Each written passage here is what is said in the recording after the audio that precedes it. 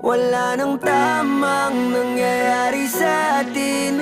Pagod na rin akong ika'y unawain. Siguro nga tama na ang aking pasya, nalimutin ang kahapong naiwang mag-isa. Dahil di mo naman sinabi sa'kin, wala na palang pag-ibig mo sa akin. Kaya pinili kong limutin ang lahat, kasi alam kong di mo kaya.